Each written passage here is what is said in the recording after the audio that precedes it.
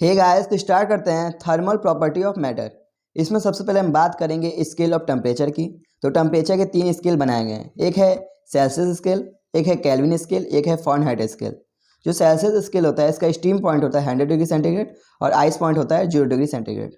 जो kelvin scale है इसका स्टीम पॉइंट होता है 373 केल्विन और आइस पॉइंट होता है 273 केल्विन। जो फ़ारेनहाइट स्केल है इसका स्टीम पॉइंट होता है 212 फ़ारेनहाइट और आइस पॉइंट होता है 32 फ़ारेनहाइट। देखिए ये फॉर्मूला इसी का यूज करके आप कोई भी स्केल बना सकते हैं, ठीक। तो ये फॉर्मूला क्या है, T minus T lower upon T upper minus T lower. याद कर लीजिए, टी जो टेम्परेचर है माइनस टी लोअर टेम्परेचर यानी आइस पॉइंट वाला टेम्परेचर upon T upper minus T lower, ठीक। ये क्या होता है, कांस्टेंट होता है। मतलब अब दो स्केल को आप कंपेयर कर सकते हैं इसी फॉर्मूला से, ओके। तो जैसे मान लीजिए हमें सेल्सियस का बनाना है स्केल, सेल्सियस के लिए तो सेल्सियस का सी लिख देंगे इसके लिए। और इसका लोअर टेम्परेचर क्या होता है 0 डिग्री सेंटीग्रेड, ठीक। अपर टी अपर क्या होता है इसका 100 डिग्री माइनस टी लोअर यानी टी लोअर क्या है 0 डिग्री, ओके। ऐसे इसी के इक्वल हम कर सकते हैं कैल्विन का बना के। तो कैल्विन का बनाना होगा तो पहले हम लिख देंगे इसके लिए के, ठीक। जो टेम्परेचर है के का के माइनस टी लोअर, इसका लोअर टेम्परेचर क्या होता है 273 होता है upon T upper minus T lower. इन दोनों का चेंज क्या आएगा 100 आएगा, ओके। अब बात करते हैं इसके लिए फ़ारेनहाइट के लिए। तो टी मतलब इसके टी क्या हो जाएगा फ़ारेनहाइट हो जाएगा माइनस लोअर क्या हो जाएगा -32 अब इन दोनों का चेंज कितना हो जाएगा 180, ओके। तो ऐसे बना सकते हैं, दो तीनों को हम कंपेयर कर सकते हैं, ठीक। तो आपको सीधे से याद करना है ये। तो किसी सेल्सियस को केल्विन में चेंज करना है तो सेल्सियस में 273 ऐड कर दीजिए तो केल्विन में चेंज हो जाएगा, ठीक। तो केल्विन में क्या होगा सेल्सियस पर 273 डिग्री इसमें ऐड कर दीजिए, ठीक। अब बात करते हैं जैसे मान लीजिए फ़ारेनहाइट में कंपेयर करना है सेल्सियस को, तो क्या होगा C/5 अपॉन F माइनस 32/9। इससे हम फ़ारेनहाइट का निकाल सकते हैं, ठीक, सेल्सियस से फ़ारेनहाइट में, ओके। तो ये नीट में जो आया क्वेश्चन उसको देख लेते हैं, नीट वाले क्वेश्चन को। दे नीट 2007 का क्वेश्चन है, क्या है, the freezing point on a thermometer is mark at 20 degree. तो क्या कोई एक थर्मामीटर हम बना रहे हैं, ठीक, जिसका फ्रीजिंग पॉइंट हमने इतना माना 20 डिग्री माना, ओके। और इसका बॉइलिंग पॉइंट कितने मार्क किया गया 150 पे, ठीक। एंड बॉइलिंग पॉइंट है 150 पे। The temperature of the 60 degree Celsius on the thermometer will the read on. तो देखिए 60 डिग्री सेल्सियस के लिए इस थर्मामीटर में क्या रीडिंग आएगा। तो 60 डिग्री सेल्सियस वाला के लिए इस थर्मामीटर में क्या रीडिंग आएगा, जिसका बॉइलिंग पॉइंट फ्रीजिंग पॉइंट 20 है, इसका बॉइलिंग पॉइंट है 150, ओके। तो वही कंपेयर करके बना देंगे दो। तो वही T minus T lower upon T upper minus T lower बराबर ये सेल्सियस का लगा सकते हैं, कंपेयर करना है सेल्सियस से। तो सेल्सियस का T minus T lower upon T upper minus T lower, okay. देखिए हमको इसमें हमसे पूछा है इसका टेम्परेचर, क्या टेम्परेचर होगा जब सेल्सियस की वैल्यू दिया कितना 60 डिग्री, इसके लिए भी बोला है और बाई 100 हो जाएगा, ठीक। तो सेल्सियस का भी इसी से बना है ना, इसीलिए 60/100 लिख सकते हैं इसके लिए 60/100। अब बात करते हैं टी, इसका इसमें निकालना है वो टेम्परेचर जिसका 60 डिग्री हो। टी माइनस इसका लोअर टेम्परेचर हमें कितना दिया है 20 है, और T upper minus T lower कितना हो जाएगा 150 दिया है अपर, और लोअर कितना 20, तो 150 माइनस 20 हो जाएगा। तो क्या टी माइनस 20 ये तो हो जाएगा 130 हो जाएगा, इक्वल का जाएगा ये एक से एक कट जाएगा एक जूट से, यानी अगर 6/10, ठीक। यहाँ से एक 10 से यहाँ ये भी काट सकते हैं। तो टी माइनस 20 बराबर 13 × 6 आ जाएगा। तो आप यहाँ पे इसको भेज दीजिए तो ये हो जाएगा आपका 78 हो जाएगा। ये 13 6 होता है 78 प्लस इधर हो जाएगा 20, तो कितना होगा 98। तो आंसर क्या आएगा सी, ओके। तो इसी फॉर्मूला का यूज करके हम कोई भी अपना थर्मामीटर या स्केल बना सकते हैं, ओके। देखिए इसकी वैल्यू याद करनी होगी, 2018 का क्वेश्चन है, क्या शायद मुझे याद नहीं है क्लियर, कुछ ये के आसपास का है ये क्वेश्चन, नीट का है। क्या है, at what temperature does the temperature in Celsius and Fahrenheit equalize. तो ऐसा कौन सा टेम्परेचर होगा जिसपे क्या होगा सेल्सियस और फ़ारेनहाइट का टेम्परेचर बराबर हो जाए। तो ऐसा कौन सा टेम्परेचर होगा, यानी ऐसे मान सकते हैं जितना सी का टेम्परेचर उतना फ़ारेनहाइट का टेम्परेचर, इसको हम एक्स मान लेते हैं, ओके। यहाँ से हम सॉल्व करते हैं। तो सेल्सियस और फ़ारेनहाइट में भी हमने अपने को रिलेशन बताया था C/5 अपॉन F माइनस 32/9 होता है, ये रिलेशन होता है, ठीक। तो C/5 सी की वैल्यू को हमने एक्स माना है, सी और एफ को एक्स माना है, सो x/5 अपॉन ये फ़ारेनहाइट को भी क्या हो जाएगा x माइनस 32/9 हो जाएगा, ठीक। इधर से क्या हो जाएगा 9x बराबर क्या हो जाएगा 5x, और ये हो जाएगा 32 5 हो जाएगा 160, ठीक। और ये हो जाएगा आपका, इधर इसको भेज देंगे तो हो जाएगा 4x बराबर क्या हो जाएगा -160, यानी x बराबर जाएगा -40, ठीक। तो -40 डिग्री सेंटीग्रेड या -40 डिग्री फ़ारेनहाइट पे क्या हो जाएगा दोनों टेम्परेचर बराबर होंगे। तो आंसर क्या आएगा आपका ए, ओके। तो इसको आप सीधे से याद भी कर लीजिए इसको कि -40 डिग्री पे क्या होता है सेल्सियस और फ़ारेनहाइट का टेम्परेचर बराबर होता है। तो कभी क्वेश्चन आएगा तो याद कर लीजिए आप सीधे। अब बात करते हैं थर्मल एक्सपेंशन। तो अब क्या होता है, किसी भी इससे कोई मान लीजिए रॉड है या कोई मेटल है, इसको हम जब गर्म करते हैं तो क्या होता है ये इंक्रीज हो जाता है इसका लेंथ, ठीक। इसी फिनोमेना क्या कहते हैं थर्मल एक्सपेंशन कहते हैं, ठीक। और इसमें केवल यही लेंथ ही नहीं इंक्रीज होता है, इसका हर एक पॉइंट इंक्रीज होता है। तो ये बोलता है NCERT the distance between any 2 point on solid increase with increase temperature. तो डिस्टेंस बिटवीन यानी कोई 2 पॉइंट है वो भी क्या होता है, इंक्रीज होता है। ओके, तो एक्सपेंशन 3 तरह के होते हैं, एक होता है लीनियर एक्सपेंशन, एक होता है एरियल एक्सपेंशन, एक होता है वॉल्यूम एक्सपेंशन। तो जब क्या है कोई रॉड वॉड है तो उसमें क्या होगा, लीनियर एक्सपेंशन होगा। ठीक, यानी क्या क्या क्या यानी क्या लेंथ उसका इंक्रीज होगा तो उसको ये कहेंगे लीनियर एक्सपेंशन। इसमें क्या होता है, मान लीजिए कि कोई रॉड है, उसका लेंथ पहले क्या था, एल नॉट था, उसको हमने हीट दिया तो उसमें क्या हो गया, L not plus delta L increase हो गया इसमें, ये डेल्टा एल इसमें क्या हो गया, इंक्रीज हो गया। ठीक, इसी डेल्टा एल की वैल्यू हम क्या लिख सकते हैं, डेल्टा एल बराबर L not alpha delta T होता है। ओके, तो एक बार फिर से देख लीजिए, यही कोई रॉड है, इसका लेंथ एल नॉट था, बाद में क्या होगा, इंक्रीज हो गया, L not plus delta L हो गया, डेल्टा एल ये क्या है, इंक्रीज हो गया इसमें। ओके, इसी डेल्टा एल जो इंक्रीज हुआ इसकी वैल्यू क्या होता है, डेल्टा एल बराबर होता है L not plus alpha delta T होता है। ओके, जहाँ एल नॉट क्या है, इनिशियली लेंथ है, जो इनिशियल जितना लेंथ है वो था, अल्फा क्या है, कोफिशिएंट ऑफ लीनियर एक्सपेंशन है, जिसका यूनिट होता है डिग्री सेंटीग्रेड होता है। ठीक, inversely inverse degree centigrade inverse होता है। ओके, और डेल्टा टी क्या है, चेंज इन टेम्परेचर, कितना टेम्परेचर चेंज हुआ। ओके, इस डेल्टा एल को हम चेंज इन लेंथ भी बोल सकते हैं, क्योंकि पहले एल नॉट था, बाद में क्या हो गया, L not plus delta L हो गया, इसलिए मैं इसको बोलते हैं चेंज इन लेंथ, कितना इसके लेंथ में चेंज हुआ। तो इन दोनों को माइनस करेंगे वही चेंज इन लेंथ बताएगा ये, इसलिए इसको बोला जाता है चेंज इन लेंथ। तो डेल्टा एल बराबर L not plus alpha delta T. अब बात करते हैं फाइनल लेंथ। ये जब पूछेगा कि इसका फाइनल लेंथ कितना हो गया, पहले एल नॉट था, बाद में कितना हो गया, L not plus delta L हो गया, तो फाइनल लेंथ क्या हो जाएगा, एल नॉट में क्या हो गया, कितना इंक्रीज हो गया, L not plus alpha delta T increase हो गया, इसलिए जो फाइनल लेंथ होगा एल टी इसको बोलेंगे, क्या हो गया, एल नॉट, इसको ये कॉमन लीजिए एल नॉट को, तो 1 प्लस अल्फा डेल्टा टी। तो ये भी फॉर्मूला है आपका, एल टी बराबर L not 1 plus alpha delta T. Okay, तो जब भी चेंज इन लेंथ की बात करें तो डेल्टा एल बराबर L not alpha delta T, और फाइनल लेंथ की बात बोले तो एल टी बराबर L not 1 plus alpha delta T होता है। ठीक, तो आप केवल बस ये वाला याद कीजिए, एल डेल्टा एल बराबर L not alpha delta T. आपको फाइनल लेंथ पूछेगा तो उसमें एल नॉट अपने जोड़ दीजिएगा, ये एल नॉट की वैल्यू जो है उसी को ऐड कर दीजिएगा। अब बात करते हैं सुपरफिशियल या एरियल एक्सपेंशन। तो ये क्या है, जब क्या होता है किसी का एरिया इंक्रीज होता है, इसलिए बोलेंगे इसको एरियल एक्सपेंशन। ठीक, इसमें क्या होता है, चेंज इन एरिया भी बोल सकते हैं, कितना चेंज हुआ एरिया में, तो क्या होगा, डेल्टा ए बराबर ए नॉट बीटा डेल्टा टी बोल सकते हैं, डेल्टा ए बराबर ए नॉट बीटा डेल्टा टी, जहाँ बीटा क्या है, कोफिशिएंट ऑफ एरियल एक्सपेंशन है। ठीक, जहाँ ए नॉट क्या इनिशियली एरिया है और डेल्टा टी क्या चेंज इन टेम्परेचर है। ठीक, जब बोलेगा फाइनल एरिया कितना होगा, तो पहले क्या था 80 था, बाद में क्या हो गया 80 प्लस डेल्टा ए इसमें ऐड हो गया, वही हो गया फाइनल एरिया। ठीक, तो इसको 80 हम कॉमन ए नॉट कॉमन ले लेंगे तो क्या होगा 1 प्लस बीटा डेल्टा टी आ जाएगा। ठीक, तो ये भी आप याद कर सकते हैं। ठीक, सबसे ज़्यादा लीनियर एक्सपेंशन से ही क्वेश्चन पूछता है। ओके, अब बात करते हैं वैल्यूम या क्यूबिक एक्सपेंशन। जब क्या होगा, वैल्यूम इंक्रीज होगा पूरा, तो उसके लिए क्या हो जाएगा, वैल्यूम एक्सपेंशन होगा। ठीक, इसमें बात करेंगे चेंज इन वैल्यूम, वैल्यूम कितना चेंज हुआ, तो delta we not gamma delta T. ठीक, जहाँ यहाँ गामा क्या है, कोफिशिएंट ऑफ वैल्यूम एक्सपेंशन है। ठीक, वी नॉट क्या है इनिशियली वैल्यूम, और डेल्टा टी क्या चेंज इन टेम्परेचर है। ठीक, फाइनल वैल्यूम की बात करें तो डेल्टा वी बराबर डेल्टा वी टी बराबर वी टी बराबर V naught 1 plus gamma delta T हो जाएगा। ओके, तो सेम उसी तरह है सभी।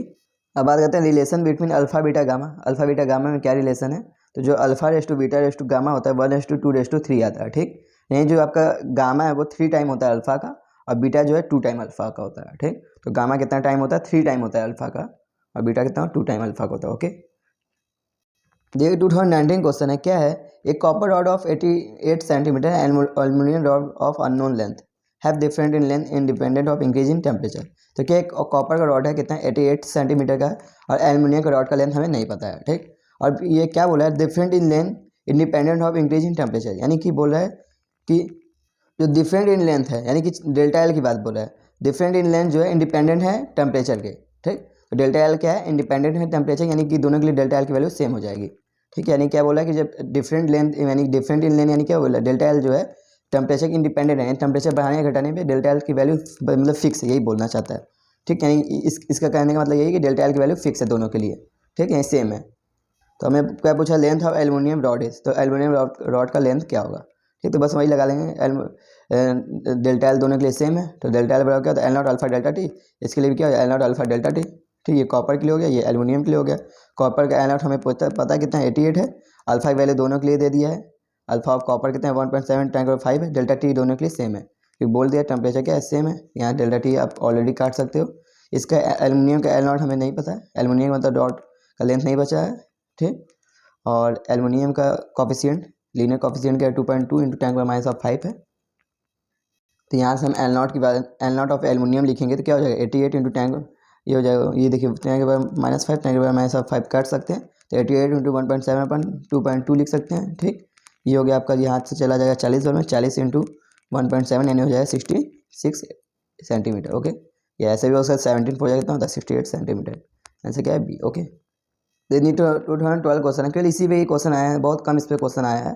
क्या coefficient of linear expansion of beds and steel rod are alpha 1 and alpha 2, the length of beds and steel rod are L1 L2 respectively if L1 minus, देखिए बोल दिया L2 minus L1 is maintain same temperature same at all temperature, यानी जो change in length की बात कर रहा है, यानी डेल्टा एल की बात कर रहा है, वो क्या है सेम है सभी टेम्परेचर में, यानी डेल्टा एल की वैल्यू बढ़ नहीं रही है, सेम है ऑल टेम्परेचर पे। ठीक, विच of the following relation same, कौन सा रिलेशन ट्रू है यही पूछ रहा है। ठीक, यहाँ बोल दिया कोफिशिएंट दे दिया दोनों का अल्फा 1 और अल्फा 2, एक ब्रास है एक स्टील का रॉड है, दोनों के लिए अल्फा 1 अल्फा 2 दे दिया और लेंथ दे दिया है L1 L2 है। ठीक, सब कुछ दे दिया, तो एल भी ये ब्राट्स का हो गया, एल एस ये स्टील के लिए हो गया, दोनों के लिए चेंज किया है, लेंथ का सेम है, यानी L1 अल्फा 1 T1 बराबर L2 alpha 2 T2 delta T से डेल्टा टी का खत्म हो गया, अल्फा 1 T1 बराबर अल्फा 2 T2, ऐसा क्या होगा बी। ओके, तो सेम है। अब बात करते हैं बाई मेटेलिक स्ट्रिप, नहीं ऐसा स्ट्रिप यानी जिसमें दो अलग अलग रॉड हों और दोनों क्या जुड़े हुए हैं। ठीक, यानी ओल्ड सोल्डिंग किया गया है दोनों रॉड को, दोनों अलग अलग हैं रॉड, उनको क्या है सोल्ड किया, इसी को कहते हैं बाई मेटेलिक स्ट्रिप कहते हैं। ठीक, जब इसको हम गर्म करते हैं तो क्या होता है, एक या तो इधर से मुड़ सकता है या इधर के साइड मुड़ सकता है, तो इसके पे डिपेंड करता है किस पे, कि किधर की इसका सरफेस कॉन्केव होगा, ये किस पे डिपेंड करेगा, इसके अल्फा पे डिपेंड करेगा। ओके, तो जिसका अल्फा ज़्यादा, तो देखिए आपने पढ़ा होगा डेल्टा एल बराबर क्या होता है L0 अल्फा डेल्टा टी। ठीक, तो जिसका अल्फा ज़्यादा उसका डेल्टा एल ज़्यादा होगा। ठीक, उसमें चेंज इन लेंथ ज़्यादा होगा, उसका ज़्यादा लेंथ बढ़ेगा, जिसका अल्फा ज़्यादा होगा उसका लेंथ ज़्यादा बढ़ेगा। ठीक, हमको डेल्टा एल ही देखना है किसका लेंथ ज़्यादा बढ़ेगा, तो जिसका अल्फा ज़्यादा होगा उसी का लेंथ ज़्यादा बढ़ेगा। ठीक, तो देखिए अब ऊपर वाले का लेंथ ज़्यादा बढ़ रहा है, क्यों, क्योंकि इसका यानी इसीलिए इसका अल्फा ज़्यादा होगा। ठीक, ऊपर वाले का लेंथ ज़्यादा बढ़ रहा है, आपको दिख रहा है नीचे वाले से। ठीक, यानी इसी का अल्फा ज़्यादा होगा। ठीक, अल्फा 1 ज़्यादा होगा अल्फा 2 से। ठीक, अब बेंडिंग कहाँ का होगा, जिसका अल्फा कम उसी के साइड बेंड हो जाएगा। ठीक है, यानी पहला वाला उसको दबा देगा। एक बार फिर से देख लीजिए, जिसका अल्फा ज़्यादा होगा उसका लेंथ ज़्यादा बढ़ेगा, और जिसका लेंथ ज़्यादा बढ़ेगा आपको दिख ही रहा है किसका लेंथ ज़्यादा बढ़ रहा है, पहले का ज़्यादा बढ़ रहा है, मैं दूसरे से, सिर्फ पहले का अल्फा ज़्यादा है दूसरे से। ठीक, अब बात करें बेंडिंग, तो बेंडिंग कहाँ होगा, जहाँ अल्फा कम है, जिसका अल्फा कम है उसी के साइड बेंडिंग होगा। ठीक, तो आप ये याद कर सकते हैं या तो ये याद कर सकते हैं, तो आपको यही पूछेगा बेंडिंग किधर का होगा, जिसका अल्फा कम है, या आप ये भी देख सकते हैं किसका लेंथ ज़्यादा बढ़ रहा है। ठीक, तो आप ये याद कीजिए, चाहे ना याद कीजिए, पर ये याद कर लीजिए बेंडिंग क्या होगा, हमेशा अल्फा इन्वर्सली होगा, जिसका अल्फा कम हो उसी का बेंडिंग ज़्यादा होगा, उसी का मतलब उधर ही साइड बेंड होगा। ठीक, आप ये याद कर लीजिए, इंपॉर्टेंट है। ओके, अब बात करते हैं थर्मल स्टेट्स। ठीक, जब क्या कोई रॉड है, इसको क्या एकदम हर तरफ से एकदम क्या है फिक्स बाउंड्री से एकदम लगा दिया गया इस रॉड को। ठीक, अब नीचे से हम इसको हीट देंगे, इसी हीट के क्या होगा, इसका लेंथ इंक्रीज होगा, लेकिन ये क्या है, ये रॉड ये जो है ये जो बाउंड्री इसको आगे बढ़ने नहीं दे रहा है, इसके लेंथ को इंक्रीज नहीं होने दे रहा है, इसलिए इसके तरफ क्या लगाएगा, लगाता है स्ट्रेट लगाएगा, एक स्ट्रेट। यदि हीट को बहुत ज़्यादा हम देने लगे तो ये मोड़ भी सकता है ये रॉड। ओके, तो यही जब हीट इसको देंगे तो जो स्ट्रेट जनरेट हुआ उसी को पूछता है कि थर्मल स्ट्रेट क्या होता है, तो आपको पता होगा स्ट्रेट आप पढ़े होंगे, स्ट्रेट वाई क्या होता है, बाई ए बराबर Y delta L by L. यहाँ वाई क्या है, यंग मॉडुलस है।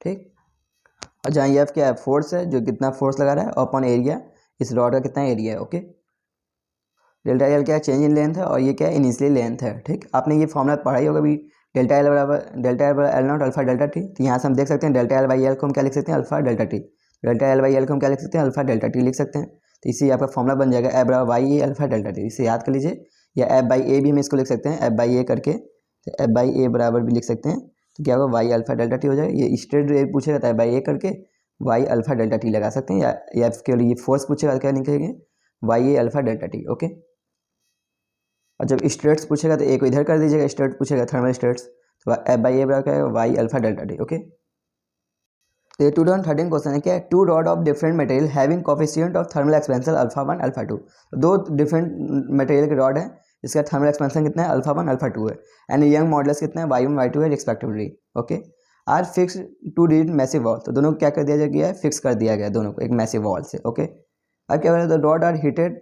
सच that they undergoes same increase in temperature. तो बोल दिया जब इनको यहाँ पे हम टेम्परेचर मतलब हीट देते हैं तो दोनों को सेम टेम्परेचर दिया जाता है। ठीक, दोनों को सेम टेम्परेचर दिया जाता है, बोलता है there is no bending in rod, लेकिन रॉड में कोई बेंडिंग नहीं हो रहा है। ओके, इफ अल्फा 1 और अल्फा 2 क्या है, 2:3 है, and the thermal state develop in the rod are equal provide y1 y2 is equal to. Okay, यहाँ बोल दिया अल्फा 1 और अल्फा 2 का रेशियो कितना है, 2:1 है, और बोला thermal state develop in rod are equally provide, तो थर्मल स्टेट की वैल्यू दोनों में इक्वली प्रोवाइड की जाती है। ठीक, मतलब दोनों में इक्वली प्रोवाइड होता है थर्मल स्टेट, तो y1 y2 की वैल्यू ऐसी क्या होनी चाहिए कि दोनों में इक्वल थर्मल स्टेट डेवलप हो। ठीक, तो वाई थर्मोस्टेट क्या होता है, बाई ए बराबर वाई अल्फा डेल्टा टी होता है।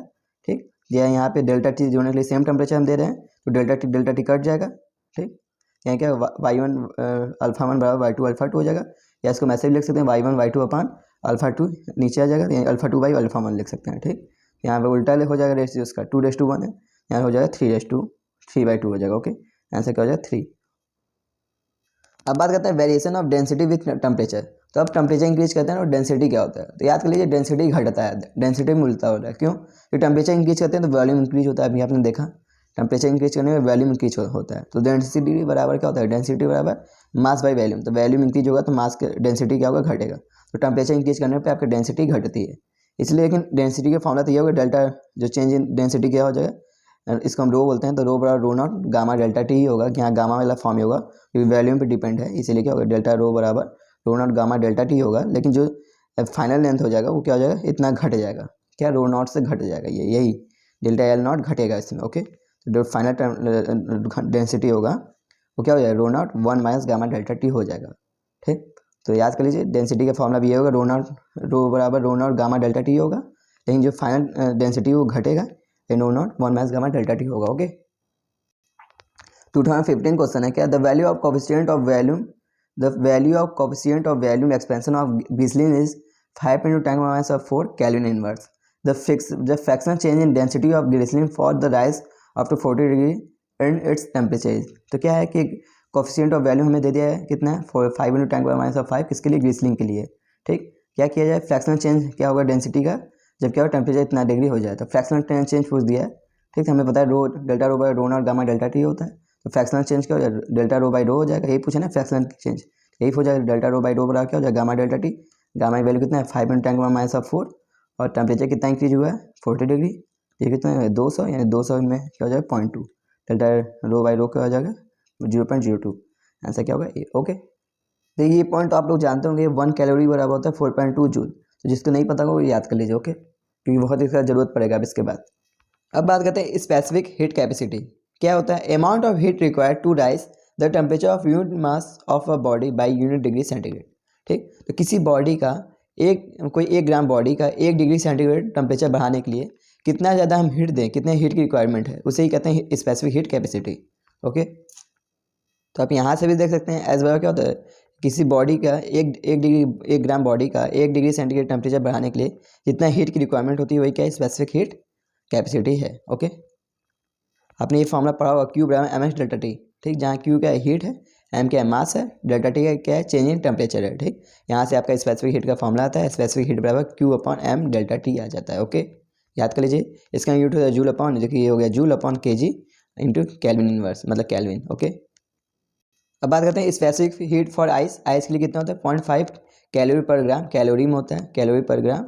और specific heat of water, water के लिए क्या होता है 1 कैलोरी पर ग्राम। ठीक, तो आइस के लिए क्या होता है 0.5 कैलोरी होता है पर ग्राम डिग्री सेंटीग्रेड, और इसके लिए क्या होता है वाटर के लिए 1 कैलोरी पर ग्राम डिग्री सेंटीग्रेड होता है। ठीक, इसी को आप जूल में लिखना चाहें वाटर को, तो 4.2 से इंटू कर दीजिए, तो ये हो जाएगा जूल में, जूल अपन ग्राम डिग्री सेंटीग्रेड। तो ये ग्राम में है, जब आपकी वैल्यू ये केजी में दे दे तो हमारा टैंक बराबर 3 लिखना होगा, मल्टीप्लाई कर देना होगा इस स्पेसिफिक हीट में। ठीक, याद कर लीजिए जब ग्राम में दिया तो यही होगा, जब आपकी मास यदि केजी में दिया हो, ये मास केजी में दिया हो, तो यहाँ पे आपको 10 पावर 3 से इंटू करना होगा। ठीक, तो ग्राम में दिया तो ये 4.2 ही रहेगा, जब केजी में दिया तो 10 पावर 3 से इंटू करना होगा।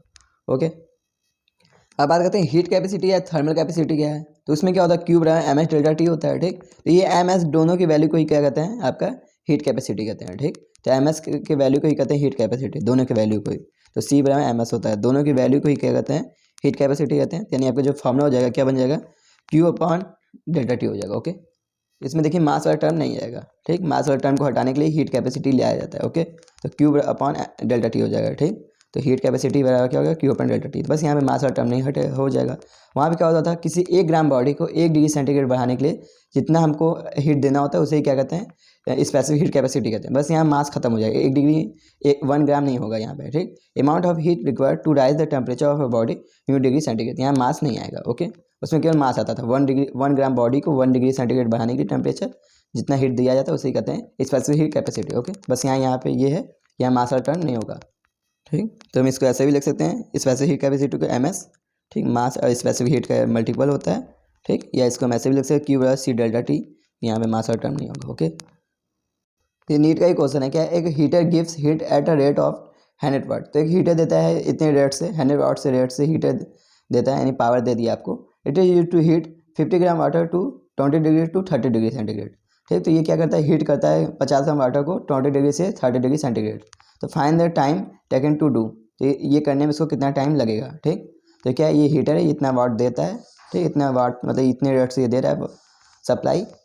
जब क्या है 50 ग्राम वाटर को हमको गर्म करना है 20 डिग्री से 30 डिग्री तक, तो हमको कितना समय लगेगा ये पूछा। टाइम की वैल्यू पी दे दिया है, पावर कितना 100 वाट दिया है, एम मास की वैल्यू दिया है कितना 50 ग्राम। ठीक, टेम्परेचर डेल्टा टी की वैल्यू कितना है 10 डिग्री सेंटीग्रेड। चेंज कितना है, टेम्परेचर चेंज किया 10 डिग्री हो जाएगा। ठीक, 30 डिग्री। और यस की वैल्यू कितना है 4.2 हो जाएगा, क्योंकि क्या है यहाँ पे जूल में है। ठीक, जूल में ही है इसलिए 4.2 रखेंगे, क्योंकि यह वाटर के लिए क्या होता है 4.2। ठीक, आपका ये हो जाएगा P by W by T. ठीक, और या पी यहाँ जो है डब्ल्यू यहाँ पे हीट के रूप में वर्क करेगा। जो वर्क है ये क्या होगा, हीट के फॉर्म में वर्क होगा, इसलिए उसको हम ऐसे भी लिख सकते हैं M S delta T by T. ठीक, यहाँ पे हमको पावर की, यहाँ से हमको टी पूछा है, T by M S by P लिख सकते हैं। ठीक, T by M S by P. अब बात करते हैं टाइम, हमको कितना टाइम लगेगा। तो ये एम की वैल्यू कितना है 50 ग्राम, तो ग्राम में रहने दीजिए ये, तो ग्राम में इसलिए क्या हो जाएगा 4.2 हो जाएगा। ठीक, इसलिए 4.2 इंटू 10⁻³ भी आता, केजी में होता तो 4.2 इंटू क्या हो जाएगा डेल्टा टी। डेल्टा टी की वैल्यू कितनी है 10 है, अपॉन क्या हो जाएगा पावर कितना है 100। ठीक, तो 1 0 से 1 0 कटेगा, 1 0 से 1 0 यानी 4.2 इंटू 5 कितना हो जाएगा 21 सेकेंड। इतना सेकेंड में ही हो जाएगा, 20 से 30 डिग्री में कन्वर्ट हो जाएगा। अब बात करते हैं लेटेंट हीट। आपने देखा होगा कि जो आइस है वो 0 डिग्री पे आइस को भी देखा होगा, 0 डिग्री पे वाटर को भी आपने देखा होगा। ठीक, देखिए ये क्या है, आइस क्या है, आइस वाटर में चला गया। ठीक, लेकिन इसमें क्या है टेम्परेचर चेंज नहीं हुआ। ठीक है, आइस था वाटर में चला गया लेकिन टेम्परेचर चेंज नहीं हुआ। तो जब फेज चेंज होगा यानी स्टेट जब चेंज होगा, आइस से वाटर में चला गया, स्टेट चेंज होता है, तो वहाँ पे आपका लेटेंट हीट आता है। ओके, लेटेंट हीट क्या होता है, amount of heat required to change states. जब इसके स्टेट को चेंज करता है, ठीक, इतना हीट रिक्वायर्ड करें कि इसका जो है यूनिट मास का स्टेट को चेंज कर सकें। ठीक, यानी बोल सकते हैं कि एक यूनिट मास को के स्टेट को चेंज करने में जो हीट का रिक्वायरमेंट होता है इसे क्या कहते हैं, लेटेंट हीट कहते हैं। ठीक, ये इससे क्या कहते हैं, क्यू बाई एम एल होता है आपका इसकी वैल्यू। ठीक, जहाँ लेटेंट हीट क्या हो जाएगा क्यू बाई एम हो जाएगा। ओके, जहाँ क्यू क्या हीट है, एम क्या मास ऑफ बॉडी, एल क्या लेटेंट हीट है। अब बात करते हैं latent heat of vapour. Vapour के लिए कितना होता है 540 कैलोरी पर ग्राम डिग्री सेंटीग्रेड। और latent of heat of ice, ice के लिए कितना होता है 80 कैलोरी पर ग्राम डिग्री सेंटीग्रेड। आपको याद होना चाहिए। ओके, एनसीईआरटी में भी इसीलिए। ये बहुत पुराना क्वेश्चन 1990 का क्वेश्चन है। क्या है, heat required to convert 1 gram of ice at 0 degree into steam of 100 degree. तो एक आइस को 0 डिग्री से 100 डिग्री 0 डिग्री आइस से 100 डिग्री स्टीम यानी वेपर में बदलने के लिए कितना आपको हीट रिक्वायरमेंट होगा। ओके, तो पहले क्या है आइस है वो भी कितने डिग्री पे है 0 डिग्री पे है। ठीक, यहाँ देखिए फेज भी चेंज हुआ, आइस से किस में हुआ स्टीम में बदल गया। यहाँ पे फेज भी आपको चेंज करना होगा। ठीक, तो इसको पूरा एनर्जी आपको फेज चेंज कर भाई लगाना होगा। तो देखिए पहले आइस क्या है 0 डिग्री सेंटीग्रेड पे आइस है। ठीक, तो ये आइस पहले किस में कन्वर्ट होगा 0 डिग्री पे वाटर में जाएगा। तो आइस किस में जाएगा 0 डिग्री वाटर पे। यहाँ क्या लगेगा Q1 लिख सकते हैं, Q बराबर ml लगेगा। ठीक, फिर क्या हुआ ये 0 डिग्री वाटर से 100 डिग्री वाटर में जाएगा। ओके, तो यहाँ पे क्या लगेगा Q बराबर एम एस डेल्टा टी लगेगा। ओके, Q बराबर एम एस डेल्टा टी। अब क्या है कि ये 0 डिग्री ये वाटर जो है 100 डिग्री पे है, ये 100 डिग्री वेपर में जाएगा। तो फिर यहाँ पे क्या है फेज चेंज हुआ, यहाँ फिर क्या लगेगा Q बराबर ml लगेगा। ठीक, एक बार फिर से आइस से किस में गया वाटर में, तो 0 डिग्री आइस से 0 डिग्री वाटर में क्या पहले लिखेंगे, पहला क्या होगा Q बराबर ml लगेगा। तो पहले के लिए क्या हो जाएगा, तो पहला खेल फेज ही चेंज हुआ यानी स्टेट चेंज हुआ, तो इसलिए क्या होगा Q बराबर ml लगेगा। तो m की वैल्यू कितना है 1 ग्राम है, तो इसलिए 1 लिख देंगे। और ये कितना है इस लेटेंट हीट कितना होता है 80 होता है आइस के लिए, तो 1 इंटू 80 हो जाएगा यानी 80 कैलोरी हो जाएगा पहला के लिए। तो पहला वाटर किस में हुआ आइस से वाटर में गया। अब 0 डिग्री वाटर से 100 डिग्री वाटर में जाएगा। यहाँ क्या हो रहा है टेम्परेचर चेंज हो रहा है, टेम्परेचर चेंज हो गया, यहाँ Q बराबर ml डेल्टा टी लगेगा आपका। तो Q2 क्या लिखेंगे, पहले क्या है 0 डिग्री वाटर था यानी कितना 1 ग्राम वाटर 1 m हो गया 1, एस की वैल्यू हो गई 1 और delta T change in temperature कितना हुआ आपका 100 डिग्री। ओके, 100 डिग्री 0 से 100 गया तो चेंज इन टेम्परेचर क्या हो गया 100। ठीक, यहाँ क्या हो जाए 100 कैलोरी हो जाएगा। ओके, अब बात करेंगे Q3 की। तो यहाँ पे क्या 100 डिग्री से किस में चला गया 100 डिग्री वेपर में। ठीक, यहाँ भी क्या हुआ फेज चेंज हुआ है, यहाँ पे Q बराबर ml यहाँ भी लगेगा। तो मास कितना है 1 ग्राम है। ठीक, 1 ग्राम तो 1 और वेपर के लिए क्या होता है 540 किलो कैलोरी होता है। ठीक, 1 इंटू 540 हो जाएगा यानी कितना हो जाएगा 540 हो जाएगा इसकी वैल्यू। ठीक, तो ये तीनों आपकी एनर्जी लगेगी, कितनी एनर्जी 0 ग्राम आइस को 100 ग्राम वेपर में बदलने के लिए। तो Q नेट कितना हो जाएगा 80 प्लस 100 प्लस 540 यानी Q नेट कितना है 720 कैलोरी होगा। आंसर क्या होगा सी। ओके। आपने डिट्टो ऐसे एनसीईआरटी में भी ग्राफ देखा होगा, ठीक। तो पहले क्या है, -10 डिग्री पे क्या है, एक आइस है, ठीक। वो किस में कन्वर्ट हो गया, 0 डिग्री आइस में। तो एक आइस था, -10 डिग्री से किस में कन्वर्ट हो गया, 0 डिग्री आइस में। फिर वो क्या हुआ, 0 डिग्री आइस से किस में गया, 0 डिग्री वाटर में जाएगा, ठीक। तो क्या है, एक आइस है, क्या है, 10 डिग्री से किस में गया, 0 डिग्री वाटर में। यहाँ देखिए, यहाँ टेम्परेचर इंक्रीज हुआ, ठीक। ऐसे हम इंक्रीज करके दिखा देंगे। फिर क्या है, बाद में 0 डिग्री वाटर से 0 डिग्री आइस से 0 डिग्री वाटर में गया, यानी यहाँ टेम्परेचर चेंज नहीं हुआ, यहाँ टेम्परेचर हम कांस्टेंट दिखा देंगे, ओके। अब फिर जो वाटर है 0 डिग्री, अब किस में जाएगा, 100 डिग्री वाटर में जाएगा। तो 0 डिग्री वाटर से 100 डिग्री वाटर में क्या, तो यहाँ पे क्या हुआ, टेम्परेचर का चेंज हुआ, तो यहाँ पे फिर टेम्परेचर इंक्रीज होगा 0 से 100 डिग्री। फिर क्या हुआ, 0 डिग्री वाटर 100 डिग्री वाटर से किस में चला गया, स्टीम में। तो 100 डिग्री वाटर से किस में कन्वर्ट होगा, स्टीम में। फिर उसका फिर आगे ऐसे ही बढ़ता जाएगा, ठीक। तो इसका ग्राफ कुछ ऐसे बनता जाता है, ओके। अब वेपर के बाद तो कोई फेज ही नहीं है, तो इसके बाद कुछ होगा ही नहीं, ठीक। तो ये है एकदम प्रोसेस जो आपका एनसीईआरटी ने ऐसे करके बना के दिखाया है, ओके। तो ये ग्राफ कभी पूछे तो आप बता दीजिएगा। ये पहले क्या है, सॉलिड के लिए, फिर क्या मेल्ट हुआ, फिर किस में चला गया, लिक्विड में, फिर क्या हुआ, वेपर में चला गया। तो solid, vapour, solid, liquid, vapour, तो ये तीनों फेज यहाँ दिखाया आपको, में फेज चेंज हुआ है तीनों में, ओके। तो देखिए यहाँ इस पॉइंट से इस पॉइंट में फेज चेंज हुआ है, फिर इस पॉइंट से इस पॉइंट में फेज चेंज हुआ है, वही दिखा रहा है, ओके। ये एनसीईआरटी ग्राफ। अब बात करते हैं प्रिंसिपल ऑफ कैलोरीमेट्री, ठीक। जब क्या होता है, एक हॉट वाटर है, एक कोल्ड वाटर है, ठीक। जब आप दोनों को मिलाते हैं तो ये क्या होता है कि ये तब तक इनका टेम्परेचर जब ये तब तक होते रहते हैं, ठीक। यानी जो हीट वाला है, जो अधिक है, ये अपना टेम्परेचर इसको देगा, और जो ठंडा वाला ये अपना टेम्परेचर इससे लेगा, ठीक। तो ऐसे एक्सचेंज होता रहता है टेम्परेचर का। ये तब तक होता रहता है जबकि तक कि इनका टेम्परेचर आपस में मेंटेन ना हो जाए, ठीक। यानी जब तक कि स्टेडी स्टेट ना आ जाए, ठीक। तो ये तब तक ऐसा प्रोसेस होता रहता है, ओके। तो प्रिंसिपल ऑफ कैलोरीमेट्री क्या है, यही कहता है हीट लॉस बराबर जो होता है हीट गेन के बराबर होता है। तो जितना इसने हीट लॉस किया उतना इसने हीट गेन किया, तो वही बराबर, जितना इसने हीट लॉस किया उसको इसने इतना हीट को गेन किया। तो जितना हीट हॉट बॉडी ने लॉस किया उतना कोल्ड बॉडी ने हीट को गेन किया, तो ये बराबर होता है, ठीक। इसने ये पूछेगा कि ये जो फाइनल स्टेडी स्टेट पर टेम्परेचर क्या होगा, ये पूछता है कि स्टेडी स्टेट में इनका मेंटेन वाला टेम्परेचर क्या आएगा, ठीक। ये बहुत गर्म है, ये बहुत ठंडा है, तो इनका मेंटेन वाला टेम्परेचर क्या आएगा, ठीक। तो वही आता है, ठीक। तो इसके लिए आप या तो इससे भी निकाल सकते हैं, यही का या ये फॉर्मूला से याद कर सकते हैं। तो देखिए यहाँ पे क्या है, पहले का हीट m1s1 डेल्टा T1 बराबर होता है m1s2 डेल्टा 2 अपन m1s1 प्लस m2s2, जहाँ m क्या है, मास है, s का स्पेसिफिक हीट है, और T क्या है, टेम्परेचर, ओके।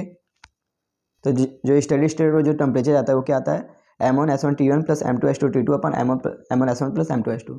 से याद कर लीजिए, चाहे आप इससे भी निकाल सकते हैं, ओके। तो मैं दोनों तरीका आपको दिखाऊंगा। देखिए आपके नीट का एक क्वेश्चन क्या है, if 20 gram of water at 60 degree is mix with 60 gram of water at 20 degree. एक वाटर क्या है 20 ग्राम का, वो भी उसका टेम्परेचर कितना है 60 डिग्री पे, उसको मिक्स किया गया किस में, एक 60 ग्राम का वाटर है और उसका टेम्परेचर कितना है 20 डिग्री पे, ठीक। रिजल्टेंट टेम्परेचर, तो रिजल्टेंट टेम्परेचर क्या होगा, ठीक। तो आप चाहे तो इससे भी निकाल सकते हैं, हीट लॉस बराबर हीट गेन। तो जितना एक ने हीट लॉस किया उतना दूसरे ने हीट को गेन किया, ठीक। तो हीट लॉस कौन किया, ये किया, तो ऐसे लिख सकते हैं इसका हीट क्या होगा, इसकी हीट की value m h delta T. तो m की वैल्यू कितना है 20, एस की वैल्यू वाटर है तो इसके लिए 1 हो जाएगी, डेल्टा टी की वैल्यू क्या लिख सकते हैं 60, और इसने कुछ हीट को लॉस किया, ठीक। तो इसका टेम्परेचर था 60, इसने क्या हुआ कुछ टेम्परेचर को निकाला, अपने में से कुछ टेम्परेचर को इसने निकाला, ओके। और इसने क्या किया, इसका टेम्परेचर ले लिया, तो क्या है हीट गेन क्या हो जाएगा, इसकी मास कितना है 20 है, इसका हीट क्या हो जाएगा, इसका मास है 20, इसका एस की वैल्यू हो जाएगी 1, ये भी वाटर है, ठीक। और इसका टेम्परेचर क्या होगा, इसमें टी था, तो इसका आप चेंज इन टेम्परेचर कैसे हो जाएगा, क्योंकि चेंज लिखना है तो इसलिए क्या टी माइनस 20 हो जाएगा, इसमें उल्टा हो जाएगा। देखिए इसमें 60 माइनस टी था, इसमें से घटेगा, इसलिए क्या टी माइनस 20 लिखेंगे, ओके। क्योंकि हमेशा चेंज लेते हैं तो इसमें क्या टी ऐड आया था, टी ऐड था, और इसमें से इसका घटेगा तो टी माइनस 20 लिखेंगे, ओके। इसमें क्या है 60 माइनस टी लिखेंगे, क्योंकि क्या इसमें से घटेगा, इसे 60 माइनस टी लिखेंगे। इसमें क्या है, इसमें टी आ रहा है इसलिए टी माइनस 20 लिखेंगे, ओके, टी माइनस 20। और इधर से ये हो जाएगी, इधर से 20 से 60 जाएगा 2 बार में, ये हो जाएगा 60 माइनस टी बराबर 2t, मतलब सॉरी 3 बार में जाएगा, ठीक। तो 3t माइनस 60 हो जाएगा, ये इसका 3 से अंदर मल्टीप्लाई करेंगे तो 3t माइनस 60 हो जाएगा, ये 60 इधर भेज देंगे 120 बराबर इधर हो जाएगा 40, तो t बराबर आ जाएगा 30 डिग्री सेंटीग्रेड। तो आंसर होगा सी। या तो आप इससे कर सकते हैं, यदि आपको बहुत ज़्यादा लेंदी लग रहा है तब से आप फॉर्मूला याद कर सकते हैं। टी बराबर क्या है m1s1 delta T1 plus m2s2 delta T2 अपन m1s1 प्लस m2s2, ओके। तो टी बराबर क्या हो जाएगा, पहले का मास कितना है 20 ग्राम का है, ओके। पहले का मास क्या है 20 ग्राम का, उसका स्पेसिफिक हीट 1 है, इसका टेम्परेचर क्या है 60 डिग्री। दूसरे का मास 60 है, उसका स्पेसिफिक हीट 1 है, उसका टेम्परेचर कितना है 20 डिग्री। अपन दोनों का m1s1 प्लस m2s2, इसका m है 20, इसका s है 1, इसका m है 60, इसका 1 है s है 1, ठीक। यहाँ से अब हो जाएगा ऊपर हो जाएगा 120, ये भी हो जाएगा 120, ये हो जाएगा 80, ठीक, ये ऊपर हो जाएगा 240 अपॉन 80, ये हो जाएगा 30। तो ये बहुत ईजी है, अब इससे भी लगा सकते हैं, आपको जैसा अच्छा लगे।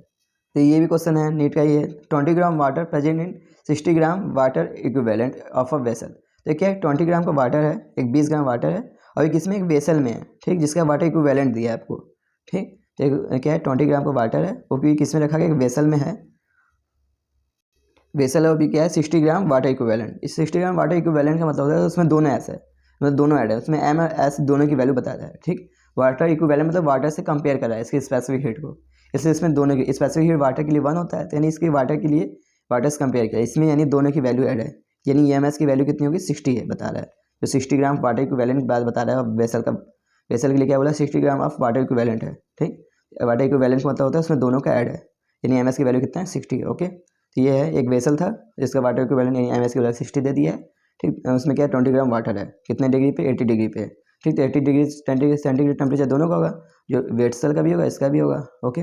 इसमें क्या किया गया है, फिर क्या बोला है, ठीक, when 80 gram water is at 20 degree. देखिए क्या है 80 ग्राम वाटर इसमें डाल दिए इसके कंटेनर, तो 80 ग्राम वाटर को क्या कर दिया गया 20 डिग्री सेंटीग्रेड इसमें डाल दिए। Find the final temperature of the mixture, तो मिक्सचर का फाइनल टेम्परेचर क्या होगा ये हमसे पूछा है, ओके।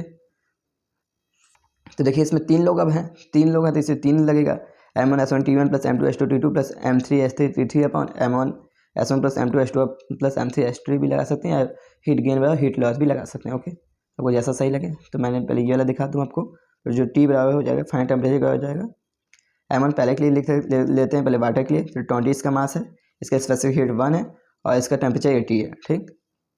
इसके अब वेसल की बात कर लेते हैं, तो वेसल कितना है 60 ग्राम है, ठीक। दोनों एम एस की वैल्यू कितना है 60 है, और टेम्परेचर कितना है 80 है इसके लिए भी, प्लस इसकी बात करते हैं तो इसका मास कितना है 80 है, ठीक। इसका मास 80 है, इसका टेम्परेचर 20 है, इसका स्पेसिफिक हीट 1 है, अपन M1S1 plus M2S2 plus M3S3, ये वाटर के लिए 20 × 1 हो जाएगा, ये हो जाएगा वेसल के लिए 60 हो जाएगा, और ये हो जाएगा आपका इसके लिए जो इसमें हम मिला रहे हैं कितना 80 × 1 हो जाएगा, ठीक। ऊपर आप कॉमन ले लीजिए 80 को, 80 यहाँ भी 80 यहाँ भी 80 यहाँ भी, तो 80 को हम कॉमन ले लेते हैं तो बाहर निकल जाएगा 80, ये 20 प्लस 60 प्लस 20, ओके। अपॉन ये हो जाएगा 20 60 और 80, ये हो जाएगा 160, तो ये चला जाएगा आपका 2 बार में, ठीक। यानी ऊपर हो जाएगा 100/2 यानी आएगा 50 डिग्री सेंटीग्रेड, आंसर कौन सा होगा टी, ओके। तो चाहे तो आप इससे कर सकते हैं या उससे भी लगा सकते हैं। देखिए ये उससे कैसे लगाएंगे, क्या है हीट गेन, तो ये इसने अपना हीट निकाला, ये दोनों ने अपना हीट निकाला, इन दोनों में से टेम्परेचर माइनस होगा टी, और इसने हीट लिया क्योंकि देखिए इसका टेम्परेचर क्या है ज़्यादा है, ऐसे इससे हीट निकलेगा, ओके। और इसने हीट लिया तो इसके में से टी मैस में से इसका टेम्परेचर माइनस होगा, ओके। तो ऐसे आप कर सकते हैं दोनों के लिए। अब बात करते हैं हीट ट्रांसफ़र, ठीक। हीट ट्रांसफ़र में 3 चीज़ें आपको पढ़ना है। हीट का ट्रांसफ़र 3 तरह से होता है, एक होता है कंडक्शन से, एक होता है कन्वेक्शन, एक होता है रेडिएशन, ठीक। तो ये क्या होता है, जैसे आप एक रॉड है इसको आप यहाँ गर्म करेंगे तो यहाँ भी आपका गर्म हो जाएगा, ठीक। ऐसा क्यों होता है, due to oscillation of molecule to molecule. क्या होता है इसमें मॉलिक्यूल का ऑक्सीलेशन होता है एक मॉलिक्यूल से दूसरे मॉलिक्यूल में, इसी कहते हैं, इसी फिनोमेना को कहते हैं कंडक्शन। सॉलिड में सबसे ज़्यादा होगा, फिर लिक्विड में, फिर गैस में। तो सॉलिड में कंडक्शन आपको सबसे ज़्यादा देखने को मिलेगा, ओके।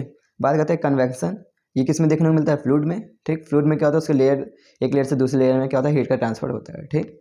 तो इन दोनों में ही क्या है मीडियम की नेसेसरी है, क्योंकि एक मीडियम से दूसरे मीडियम मतलब मॉलिक्यूल, एक मॉलिक्यूल से दूसरे मॉलिक्यूल में जा रहे हैं, इसमें मीडियम की नेसेसरी पड़ती है, ठीक। बात करते हैं रेडिएशन, रेडिएशन किस में होता है, इलेक्ट्रोमैग्नेटिक वेव, इसका एग्जाम्पल है, ठीक। डू नॉट रिक्वायर्ड मीडियम, इसमें मीडियम की रिक्वायरमेंट नहीं होती है, ठीक। तो हमको सबसे ज़्यादा पढ़ना है कंडक्शन और रेडिएशन के बारे में ही पढ़ना है, कन्वेक्शन के बारे में हमें नहीं पढ़ना है, ओके। हम इसमें अब सबसे पहले कंडक्शन के बारे में पढ़ते हैं। तो कंडक्शन में आएगा आपका रॉड के लिए, तो इसमें सबसे पहले हम पढ़ेंगे कंडक्शन के बारे में।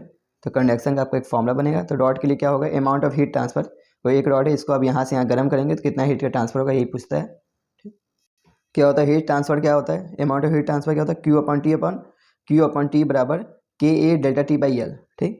Q/T बराबर KA∆T/L, ठीक। यहाँ Q क्या हीट है, एक बार मैं आपको दिखा दूँ सबकी वैल्यू, ओके। यहाँ Q क्या हीट है, T क्या टाइम है, A क्या एरिया है, ठीक। L क्या लेंथ है, और K क्या थर्मल कंडक्टिविटी है।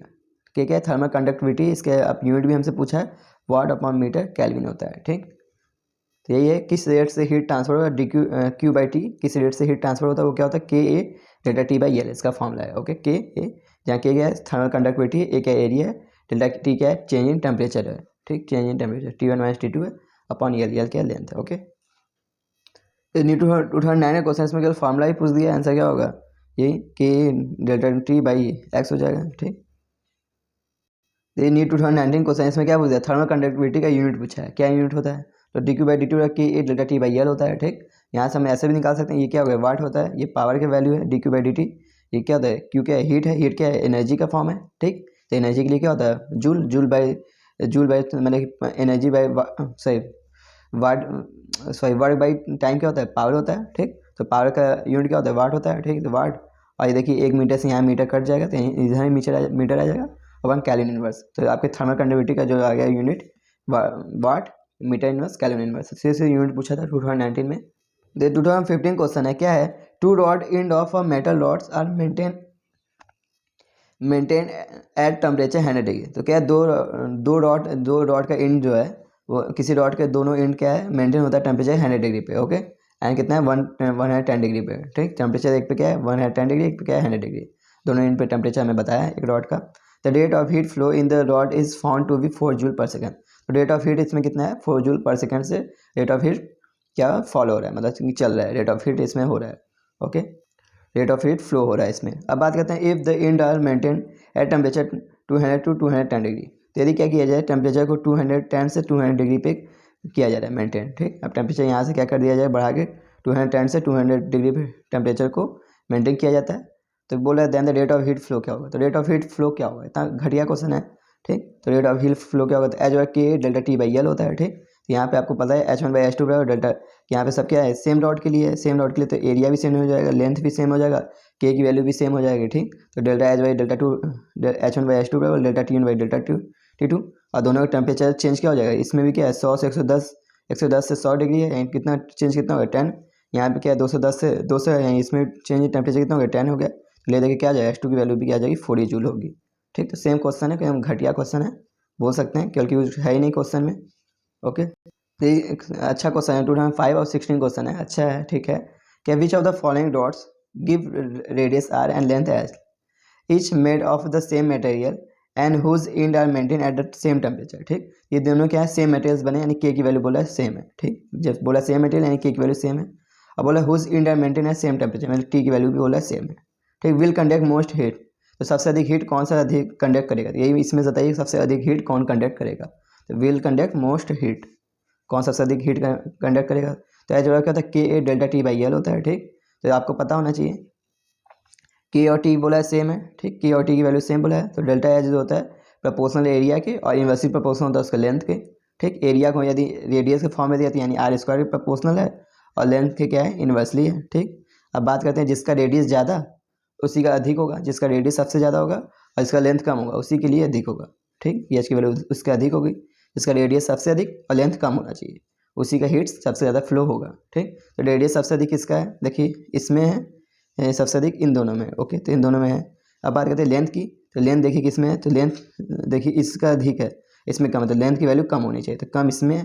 ठीक, रेडियस अधिक होना चाहिए, लेंथ की वैल्यू कम होनी चाहिए, तो इसी में है, तो रेडियस इसमें अधिक है और लेंथ की वैल्यू कम है, इसलिए आंसर क्या होगा बी। Okay, easy. अब देखिए क्या है, दो रॉड को जब हम सीरीज में जोड़ते हैं तो उसमें क्या होता है, heat transfer on the same on both rod. ठीक, तो दोनों रॉड में क्या होगा, हीट का ट्रांसफर सेम हो जाएगा। ठीक, यानी देखिए हीट ऐसे ही फ्लो होगा, तो ऐसे हीट आराम से सेम, मतलब दोनों रॉड में हीट की वैल्यू सेम होगी, तो हीट जो होगा, हीट चेंज होगा, हीट चेंज की वैल्यू क्या होगी, सेम होगी, तो वही बोला है heat transfer same on the both rod, तो दोनों रॉड में हीट का ट्रांसफर सेम होगा। ठीक, तो जितना ट्रांसफर इसमें होगा उतना ट्रांसफर इसमें होगा जब सीरीज में जोड़ते हैं तो।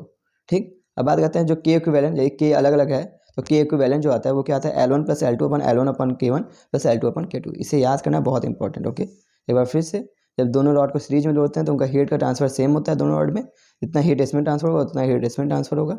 ठीक, तो सच ये बात है, के इक्विवेलेंट यानी जो यदि के अलग अलग है तो के इक्विवेलेंट क्या होगा, L1 प्लस L2 अपन L1 अपन क्या जाएगा, L1 अपन K1 प्लस L2 अपन K2। ठीक, ये क्या है, सेम लेंथ के रॉड है, ये सेम लेंथ के दोनों रॉड हैं, दो रॉड है सेम लेंथ के।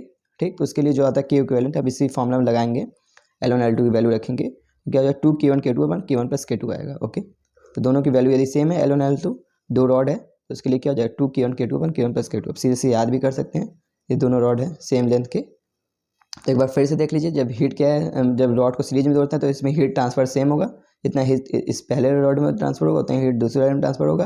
के इक्विवेलेंट क्या होगी, L1 प्लस L2 अपन क्या हो जाएगा, L1 अपन K1 प्लस L2 अपन K2। ठीक, जब दोनों रॉड की लेंथ सेम है तो इसमें क्या हो जाएगा 2k1 k2 अपन k1 प्लस k2। अब इसको भी याद कर लीजिए, सी से फॉर्मूला लगा सकते हैं। ओके, अब देखिए क्या है, दोनों रॉड को यदि हम पैरेलल में जोड़ते हैं, ठीक, दोनों रॉड को कैसे जोड़ते हैं, पैरेलल में एक के बाद एक जोड़ते हैं तो उस टाइम क्या होता है, temperature difference same on both road.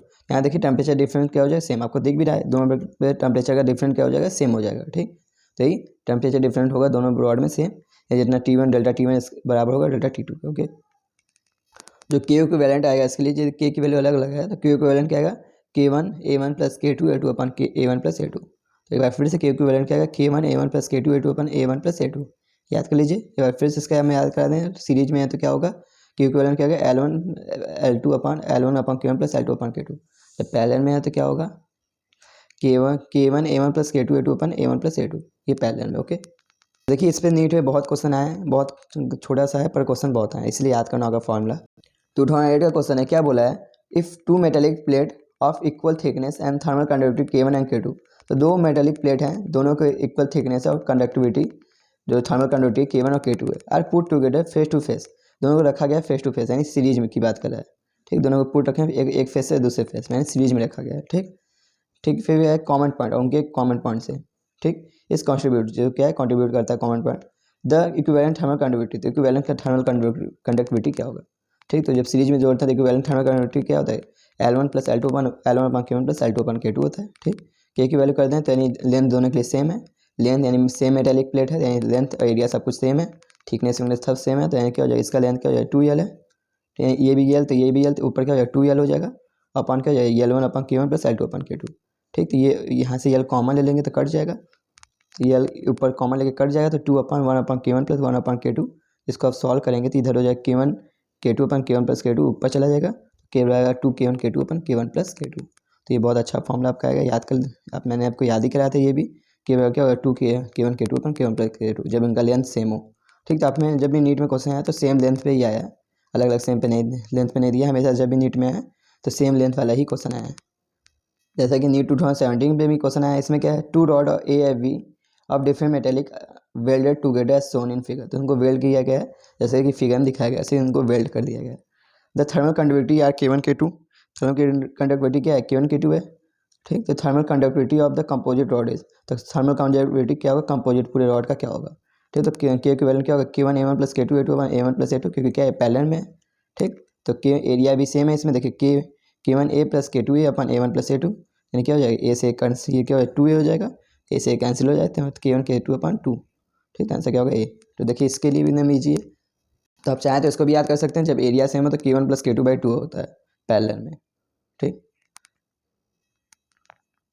ये नीट 2013 क्वेश्चन है, क्या है, एक मेटल रॉड ऑफ लेंथ कितने हैं 2 metre has cross section area 2A या A है। ठीक, एक मेटल का रॉड है जिसका क्या है, जो कितना 2 मीटर लंबा है, और इसका क्रॉस सेक्शन एरिया कितना A और 2A का है, जैसा कि फिगर में ये आपको दिखाया गया है, ऐसा रॉड बनाया गया है। ठीक, अब क्या बोला है, the temperature at in two end कितना है 100 डिग्री और 70 डिग्री, तो इन पे कितना है 100 डिग्री और 70 डिग्री है। ठीक, तो फिर क्या बोला है, the temperature on the mid point, हमको मिड पॉइंट पे टेम्परेचर पूछा है। ठीक, तो जब आपको पता है जब सीरीज में होता था तो क्या इक्वल होता है इसका, हीट सेम होता है। ठीक, हीट की वैल्यू सेम होती है, तो दोनों रॉड में हीट की वैल्यू सेम होगी। ठीक, तो जब भी सीरीज में होगा तो क्या होगी, हीट की वैल्यू सेम होगी। ठीक, और सीरीज का के इक्विवेलेंट का भी फॉर्मूला आपको याद होगा ही। ठीक, तो सीरीज में हीट क्या होता है, सेम होता है, तो बस आप लगा दीजिए। इसके लिए हीट की वैल्यू क्या लिख सकते हैं, KA डेल्टा T1/L1 अपन, इसके लिए भी हो जाएगा KA डेल्टा T/L हो जाएगा। ठीक, तो K की वैल्यू इसके लिए भी क्या है, K है, K दोनों के लिए सेम है, K है। ठीक, क्योंकि सेम मेटल रॉड है, ठीक, सेम मेटेलिक का है, इसलिए K है। इसका ऐसे क्रॉस सेक्शन एरिया कितना है 2A का है, और इसमें देखिए चेंज इन टेम्परेचर क्या लिखें 100-T हो जाएगा, ये बीच वाला टेम्परेचर है, इसलिए क्या होगा 100-T होगा। ओके, ज़्यादा में से कम लिखते हैं, इसलिए क्या होगा 100-T अपन, इसका लेंथ कितना है 1 मीटर है। ठीक, अब बात करते हैं इसका, लिखते हैं तो इसका K की वैल्यू K ही है, इसका A की एरिया कितना है A है। ठीक, इसका चेंज इन टेम्परेचर लिखेंगे तो हमेशा ज़्यादा में से कम लिखते हैं, इसलिए क्या लिखते हैं ऐसे इधर, तो क्या होगा T-70 हो जाएगा, इधर से इधर लिखेंगे तो T-70, ज़्यादा माइनस कम तो T-70 हो जाएगा। ठीक, अपन इसका क्या हो जाएगा, लेंथ कितना है 1 मीटर है। ठीक, यहाँ से K से K कट गया, एक A से एक A कट गया, यहीं हो गया, यहाँ पे 2 का अंदर इंटू कर दीजिए 200 माइनस 2T हो जाएगा, इधर हो जाएगा T-70 हो जाएगा। ओके, इसको इधर भेज दीजिए 2T को, तो इधर हो जाएगा 3T हो जाएगा, इसको इधर भेज दीजिए तो 270 हो जाएगा, तो T बराबर हो जाएगा 90 डिग्री सेंटीग्रेड, आंसर क्या होगा D। ओके, तो ये भी एकदम उसी पे है क्वेश्चन। अब हमने पढ़ा कि कंडक्शन के बारे में हम पढ़ लिए, अब हम पढ़ेंगे रेडिएशन के बारे में। रेडिएशन हमको सबसे पहले पढ़ना है previous theory of heat exchange. Okay, तो ये थ्योरी क्या कहता है जितनी भी बॉडी हैं, जितनी भी दुनिया की सभी बॉडी हैं, सभी बॉडी के अंदर कुछ ना कुछ हीट को इमिट करते हैं, कुछ ना कुछ हीट को वो लेते हैं। ठीक, तो जितने भी बॉडी क्या है, बॉडी क्या इमिट करते हैं ऑल टाइप ऑफ रेडिएशन, वो सभी टाइप के रेडिएशन को इमिट करते हैं, यानी सभी टाइप के टेम्परेचर को इमिट करते हैं। और क्या कहते हैं ऑल एब्जॉर्ब भी करते हैं ऑल टाइप ऑफ रेडिएशन, तो सभी टाइप के रेडिएशन को भी एब्जॉर्ब करते हैं। ठीक, जैसे कि आप देख सकते हैं चाय है, चाय क्या होता है गर्म होता है। ठीक, वो क्या करता है इमिट ज़्यादा करेगा, क्योंकि बहुत ज़्यादा ठंड गर्म है, इसलिए क्या इमिट ज़्यादा करेगा, एब्जॉर्ब कम करेगा, वो लेगा कम। ठीक, इसलिए आइसक्रीम क्या है, आइसक्रीम क्या ठंडा है, तो ये क्या करेगा ज़्यादा से ज़्यादा हीट को ये लेगा और निकालेगा कम। तो ये क्या है, कुल ये सब सभी बॉडी क्या है कुछ ना कुछ हीट को लेते हैं और कुछ ना कुछ हीट को निकालते हैं, ये कहने का है इसका मतलब। अब बात करते हैं इमिसिव पावर, इसको ई से डिनोट करते हैं। जो इमिसिव पावर होता है ई बराबर Q/80, जहाँ Q क्या हीट है, ए क्या एरिया है, ठीक है टाइम है। तो इमिसिव पावर क्या है, एक तरह से इंटेंसिटी का ही फॉर्मूला है। तो ई क्या होता है, इमिसिव पावर क्या होता है ई बराबर Q/80, Q क्या हीट है, ए क्या एरिया, टी क्या टेम्परेचर है। अब बात करते हैं एब्जॉर्प्टिव पावर, इसे ए से डिनोट करते हैं। एब्जॉर्प्टिव पावर क्या होता है, ए बराबर क्या होता है heat absorb by body upon heat incident by body. ठीक, जैसे मान लीजिए कोई ये बॉडी है, इस पर क्या हुआ 10 जूल का हीट आया। ठीक, लेकिन इसने एब्जॉर्ब कितना किया 7 जूल का, तो इसका पावर क्या हो जाएगा, एमिसिव पावर एब्जॉर्प्टिव पावर क्या हो जाएगा 7/10 हो जाएगा। ओके, 7/10, इस पर 10 इंसिडेंट हुआ और इसने कितना एब्जॉर्ब किया, 7 एब्जॉर्ब किया, इसलिए इसका एब्जॉर्प्टिव पावर कितना हो जाएगा 7/10। ओके, जो ब्लैक बॉडी है वो सब कुछ एब्जॉर्ब करता है, यदि इस पर 10 आया तो 10 हीट एब्जॉर्ब कर लेगा, इसलिए उसका जो आता है एब्जॉर्प्टिव पावर वो 1 आता है। ठीक, अभी मैं आगे बात करूँगा ब्लैक बॉडी के लिए। तो देखिए ये है ब्लैक बॉडी, ब्लैक बॉडी से कौन हो गया, सन हो गया, स्टार हो गया, ये सब क्या है ब्लैक बॉडी है। ठीक, ideal black body absorb all radiation, जो आइडियल ब्लैक बॉडी होता है वो सभी प्रकार के रेडिएशन को एब्जॉर्ब कर लेता है, इसलिए इसका एब्जॉर्प्टिव पावर होता है 1। ठीक, अभी हमने आपको दिखाया था यदि क्या है कि 10 जूल आया, 10 जूल को एब्जॉर्ब कर लिया, जितना इस पर आया उतना इतने एब्जॉर्ब कर लिया, इस पर 10 आया 10 को एब्जॉर्ब कर लिया, इससे 10/10 क्या हो गया 1, इसका एब्जॉर्प्टिव पावर हमेशा क्या होता है 1 होता है। ठीक, तो याद कर लीजिए क्वेश्चन भी आया है। ठीक, तो एक बार फिर से आइडियल ब्लैक बॉडी क्या होता है सभी को एब्जॉर्ब कर लेता है, इससे इसका एब्जॉर्प्टिव पावर होता है 1। जीरो रिफ्लेक्शन, ये कुछ भी रिफ्लेक्ट नहीं करता है, सभी का एब्जॉर्ब कर लेता है। जीरो ट्रांसमिट ना, कुछ भी ट्रांसमिट भी नहीं करता है। ठीक, अब क्या है किसी ब्लैक बॉडी को आप यदि टेम्परेचर देते हैं, यदि कोई ब्लैक बॉडी ऑलरेडी सब कुछ एब्जॉर्ब करता है तो सभी टेम्परेचर ही एब्जॉर्ब कर लेगा। ठीक, तो ब्लैक बॉडी क्या है सभी टेम्परेचर को एब्जॉर्ब कर लेगा, लेकिन जब ये क्या ठंडा होगा तो ये रेडिएट करेगा सभी टाइप के वेवलेंथ को। तो ब्लैक बॉडी क्या है सभी को एब्जॉर्ब करता है, इसलिए सभी टाइप के वेवलेंथ को ये एमिट करेगा, ये ठंडा होने लगेगा। तो ओके, ये कंडीशन क्या है जब हम उसको टेम्परेचर देंगे तब ब्लैक बॉडी का। अब बात करते हैं पोटेंशियल ब्लैक बॉडी, तो हम किस किस को ब्लैक बॉडी का बना सकते हैं या मान सकते हैं किस किस को। ठीक, हमारी रियल ब्लैक बॉडी क्या है, एक्चुअली स्टार और सन को माना जाता है रियल आइडियल ब्लैक बॉडी, पर आइडियल ऐसा कुछ होता नहीं है। ठीक, तो पोटेंशियल ब्लैक बॉडी हम किससे बना सकते हैं, जैसा कि कौन कौन सा, जैसे पहले लैम्प ब्लैक। ठीक, ये भी ब्लैक बॉडी की तरह वर्क करता है। ठीक, इसका रिफ्लेक्शन लेकिन होता है, इसमें भी रिफ्लेक्शन 1% रिफ्लेक्शन इसका होता है। ठीक, जबकि ब्लैक बॉडी में किसी प्रकार का रिफ्लेक्शन ट्रांसमिशन नहीं होता है। ठीक, बात करते हैं ग्रेफाइट, इसमें 3% रिफ्लेक्शन होता है। अगला है प्लेटिनम या गोल्ड ब्लैक, इसमें भी रिफ्लेक्शन होता है। ठीक, अब बात करते हैं जो ये बहुत इंपॉर्टेंट है, जो N isothermal enclosure with small opening. तो एक आइसोथर्मल आप इंक्लोजर बनाइए, ठीक, उसमें एक छोटा सा ओपनिंग कर दीजिए। अब यहाँ से आप लाइट भेजेंगे तो सभी को क्या कर देगा, ऑब्जर्व कर देगा। तो ये आइडियल की तरह यूज होने लगता है। ठीक, ये आइडियल की तरह इसका यूज होता है। ठीक, तो एकदम ये आइडियल की तरह बिहेव करता है, तो आपके एनसीईआरटी भी लिखता है यही है जो आइडियल का इसका बिहेवियर हो जाता है। ठीक, an enclosure an isothermal enclosure with small opening, तो ये है आइडियल की तरह बिहेव। ठीक, बाकी सभी क्या है नॉन आइडियल। तो अभी नीट में भी पूछा है कि N isothermal enclosure with small opening क्या है, आइडियल तरह इसका बिहेवियर हो जाता है। ठीक, बाकी ये तीनों क्या है पोटेंशियल ब्लैक बॉडी, तो ये क्या है आइडियल की तरह बिहेवियर इसका हो जाता है। ये क्वेश्चन कितना बार आया 1992, 1989, 2001, 2003, इतने बारे क्वेश्चन है। For a perfect black body it's absorptive power is, तो परफेक्ट ब्लैक बॉडी के लिए एब्जॉर्प्टिव पावर क्या होता है 1 होता है। ओके, अब बात करते हैं किरचॉफ लॉ, ये बहुत अच्छा लॉ है। क्या है, ratio of emissive power to absorptive power of any body is constant. ठीक, या equal to the emissive power of black body. तो बहुत अच्छा कॉन्सेप्ट है। क्या बोलता है कि किसी भी इमिसिव अपन एब्जॉर्प्टिव का जो रेशियो होता है किसी भी बॉडी, मान लीजिए कोई एक बॉडी है कोई दूसरा बॉडी है। ठीक, तो इसका इमिसिव अपन एब्जॉर्प्टिव का देखेंगे रेशियो, इसका भी इमिसिव अपन एब्जॉर्प्टिव का रेशियो देखेंगे तो वो बराबर ही होगा। ठीक, तो इमिसिव ऑफ एब्जॉर्प्टिव का किसी भी बॉडी का रेशियो देखेंगे तो वो बराबर आएगा। ठीक है, उसको ऐसे भी बोल सकते हैं ब्लैक बॉडी के बराबर आएगा, ब्लैक बॉडी के इमिसिव रेशियो के, इमिसिव बॉडी के होगी, क्योंकि उसका एब्जॉर्प्टिव पावर ब्लैक बॉडी का तो 0 होता है 1 होता है। ठीक, इसलिए इसको ऐसे भी बोल सकते हैं emissive power of A upon absorptive power A जो होता है किसका होता है emissive power upon B, emissive power B upon absorptive power B equal का होगा ये ब्लैक बॉडी। ठीक, किसी बॉडी के लिए इमिसिव अपन एब्जॉर्प्टिव रेशियो सभी बॉडी के लिए सेम होता है। ठीक, तो चाहे इसकी देखें इमिसिव अपॉन एब्जॉर्प्टिव रेशियो, चाहे इसका इमिसिव अपॉन एब्जॉर्प्टिव रेशियो देखें, सेम ही आएगा। ठीक है, इसको ऐसे भी बोल सकते हैं, इमिसिव अपॉन एब्जॉर्प्टिव रेशियो क्या होता है, कांस्टेंट होता है। ठीक, एक गिवन वेवलेंथ, एक ऐसा टेम्परेचर जैसे दोनों पे सेम टेम्परेचर दें तभी है। ओके, ऐसा नहीं कि इसमें कोई दूसरा टेम्परेचर उसके लिए अलग तो हो ही जाएगा। ठीक, अब बात करते हैं इमिसिव पावर जो होगा एब्जॉर्प्टिव पावर के प्रोपोर्शनल होगा। ठीक, तो ये कह सकते हैं कि जो गुड इमीटर होता है, जो गुड इमीटर होता है वही गुड एब्जॉर्बर होता है। तो जो जितना ज़्यादा इमिट करता है वो उतना ही अच्छा एब्जॉर्ब करता है। ठीक, जैसे ये चाय है, ठीक, तो चाय क्या है, गर्म है, तो ये जितना ज़्यादा हीट को निकालेगा उतना ज़्यादा हीट को ही लेगा। ठीक, तो जो जितना ज़्यादा ही गर्म है उतना ही ज़्यादा हीट को ठंडा होने के लिए लेगा। तो जो जितना ज़्यादा हीट को इमिट करेगा उतना ज़्यादा ही हीट को लेगा। ठीक, ऐसे आइस है, आइस क्या करेगा, जितना ज़्यादा अपने आप को ठंडा होने गर्म होने के लिए हीट को लेगा उतना ज़्यादा हीट को ही निकालेगा। तो किरचॉफ लॉ में आप सिंपल से याद कर लीजिए, इमिसिव अपॉन एब्जॉर्प्टिव का रेशियो क्या होता है, कांस्टेंट होता है बस। जो गुड इमीटर बराबर गुड एब्जॉर्बर होते हैं। अब बात करते हैं कलर ऑफ ऑब्जेक्ट। तो किसी ऑब्जेक्ट का कैसे आपको कलर दिखाई देता है। ठीक, तो मान लीजिए कोई बॉडी रेड कलर का, तो ऐसा क्यों दिखाई देता है हमको लाल कलर का, क्योंकि लाल कलर के रेडिएशन को निकालता है। ये रेडिएशन जब हमें आँख पे पड़ता है तो ये बॉडी हमको लाल कलर का दिखाई देता है। ठीक, तो ये बॉडी जो इमिट करता है वही हमें दिखाई देता है। तो जो चीज़ इमिशन होगा वही दिखाई देगा। तो इसने एब्जॉर्ब क्या किया ये बात करते हैं। ठीक, तो इस बॉडी पर यदि मान लीजिए व्हाइट लाइट पड़ा तो इसने क्या एब्जॉर्ब किया, तो ये पूछता है एब्जॉर्ब। तो जो बॉडी जिस रंग का दिख रहा है वो क्या है, इमिशन हो रहा है उसका, जो इमिट कर रहा है वही हमारे आँख पे उसका वेवलेंथ जाता है, वही हमें दिखाई देता है। ठीक, तो यही है। तो बात आता है इसने ऐसा क्या एब्जॉर्ब किया वाइट लाइट में से कि हमको ये रेड कलर का दिखाई दिया। तो एब्जॉर्प्शन का होता है वाइट माइनस रेड। तो जो रेड कलर का बॉडी होता है वो ग्रीन कलर के को एब्जॉर्ब करता है। ठीक है, जब इमिट करेगा तो रेड कलर इमिट करेगा। ठीक, तो जो रेड कलर का बॉडी किस कलर का एब्जॉर्ब करता है, ग्रीन कलर को। जो येलो कलर का बॉडी है वो वायलेट कलर का एब्जॉर्ब करता है। जो ऑरेंज कलर का बॉडी है ब्लू कलर को एब्जॉर्ब करता है। जो तीनों को याद कर लीजिए, आपके एनसीईआरटी में भी है। ठीक, रेड कलर का बॉडी ग्रीन कलर को एब्जॉर्ब करता है, येलो कलर का बॉडी वाइट कलर को एब्जॉर्ब करता है, ऑरेंज कलर का बॉडी ब्लू कलर को एब्जॉर्ब करता है। तो इसको तो आपको याद हो जाएगा, येलो से वायलेट, येलो वायलेट याद हो जाएगा, रेड ग्रीन याद कर लीजिए और ऑरेंज ब्लू। अब बात करते हैं विंड डिस्प्लेसमेंट लॉ। ठीक, इसमें क्या है, जब ये किसके लिए, ब्लैक बॉडी के लिए। अब क्या है, ब्लैक बॉडी को आप टेम्परेचर देते हैं। ठीक, टेम्परेचर देते हैं तो क्या कहता है, एब्जॉर्व करने के बाद सभी को इमिट करता है। तो जब ये क्या करेगा, एब्जॉर्व करने में जब इमिट करता है तो हर कलर के वेवलेंथ का इमिट करता है। अभी हमने आपको शुरू में बताया था कि हर रेडिएशन के वेवलेंथ का इमिट करता है। ठीक, तो एक ऐसा वेवलेंथ होता है जिसके लिए इंटेंसिटी बहुत ज़्यादा होती है। एक ऐसा वेवलेंथ ये निकालता है, जब रेडिएट करता है तो एक ऐसा वेवलेंथ निकालता है जिसकी इंटेंसिटी वैल्यू बहुत ज़्यादा मिलती थी।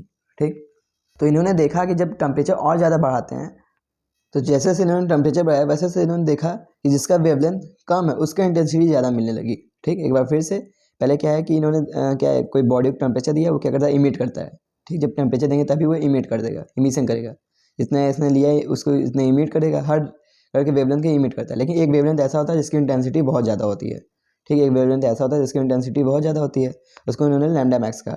फिर क्या हुआ, जैसे जैसे इन्होंने टेम्परेचर बढ़ाया तो उस टाइम क्या है, जो जिसके वेवलेंथ कम है उसकी इंटेंसिटी बहुत ज़्यादा है, जिसका वेवलेंथ कम था उसकी इंटेंसिटी ज़्यादा मिलने लगी। और टेम्परेचर बढ़ाया, जिसका वेवलेंथ कम है उसकी इंटेंसिटी ज़्यादा मिली, और वेवलेंथ बढ़ाया तो जिसका वेवलेंथ कम है उसकी इंटेंसिटी ज़्यादा मिलने लगी। ठीक, तो बस यही है कि टेम्परेचर बढ़ाने पे उसका वेवलेंथ घटता है।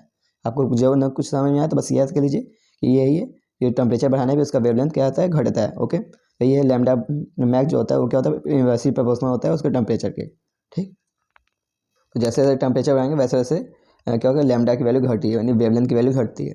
ठीक, लैम्डा मैक्स बराबर एक आता है बी, यहाँ पे क्या आता है, कांस्टेंट आता है, जिसे हम कहते हैं विंड कांस्टेंट, जिसकी वैल्यू होती है 2.9 × 10⁻³ मीटर केल्विन। ओके, अब बात करते हैं स्टेफन बोल्ट्जमैन लॉ। ठीक, ये क्या है, परफेक्ट ब्लैक बॉडी के लिए है। इन्होंने बताया कि जो इंटेंसिटी और टेम्परेचर की पावर 4 होता है। ठीक, तो स्टेफन बोल्ट्जमैन लॉ क्या बताता है कि ये परफेक्ट ब्लैक बॉडी के लिए पहला चीज़, जो इसकी इंटेंसिटी होती है वो क्या होता है, टेम्परेचर की पावर 4 आता है। ठीक, तो इंटेंसिटी की वैल्यू आप जानते हैं, Q heat upon area, heat energy per unit area per unit time होता है। ठीक, तो क्यू अपॉन ए टी बराबर क्या हो जाएगा, टेम्परेचर, यहाँ पे कुछ कांस्टेंट आएगा, रो को प्रपोर्शनल हटाएंगे तो रो इंटू टी के बराबर 4 आएगा। तो जो आप इसको ऐसे भी लिख सकते हैं, पावर क्यू बाई टी को हम क्या लिख सकते हैं, पावर रो ए टी के पावर 4 आ जाएगा। ठीक, एक इधर भेज देंगे तो यहाँ रो क्या है, यहाँ ये क्या है, स्टेफन कांस्टेंट है। ओके, सो सिग्मा क्या है, स्टेफन कांस्टेंट है, टी क्या है, टेम्परेचर है केल्विन में, ए क्या है, area of black body. Okay, तो फॉर्मूला क्या बनेगा, पी बराबर रो ए टी के पावर 4, यहाँ टेम्परेचर के पावर में होता है। जो power of the power produce by black body क्या होता है, टी के पावर 4, तो पी प्रपोर्शनल होता है टी के पावर 4, याद कर लीजिए। बात करते हैं फॉर एनी बॉडी, कोई किसी बॉडी के लिए, यदि ब्लैक बॉडी की बात होती थी तो यहाँ पे क्या होता था कि रो ए टी के पावर 4 होता था पावर। ठीक, लेकिन क्या है, जब कोई किसी भी बॉडी की बात करें तो यहाँ पे ई की वैल्यू आ जाएगी। ई क्या है, इमिसिविटी है। ठीक, इमिसिविटी, या ई नंबर के फॉर्म में होता है एमिसिविटी, इसकी वैल्यू क्या होती है 0 से ज़्यादा लेकिन 1 से कम होनी चाहिए, मतलब पॉइंट में कुछ होगा 0.21 ऐसे वैसे होगा, ठीक, इसकी वैल्यू। ठीक, ब्लैक बॉडी के लिए इमिसिविटी की वैल्यू 1 होती है, इसलिए यहाँ पे ई की वैल्यू नहीं होती है। ठीक, तो पावर बराबर क्या था ई ए रो के पावर रो ए टी के पावर 4। ठीक, इस पर कम क्वेश्चन पूछा जाता है, उसी पे ज़्यादा आता है।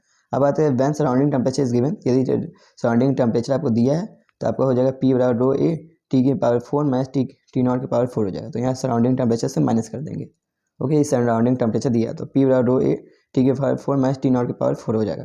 ठीक, टी नॉट क्या सराउंडिंग टेम्परेचर, टी क्या टेम्परेचर ऑफ रेडिएटेड बॉडी, जो बॉडी रेडिएट कर रहा है टेम्परेचर। ओके, अब बात करते हैं यूज विंड डिस्प्लेसमेंट लॉ। तो ये भी ब्लैक बॉडी के लिए विंड डिस्प्लेसमेंट लॉ और स्टेफन बोल्ट्जमैन कांस्टेंट वाला भी इसलिए ब्लैक बॉडी के लिए दोनों का भी यूज कर सकते हैं।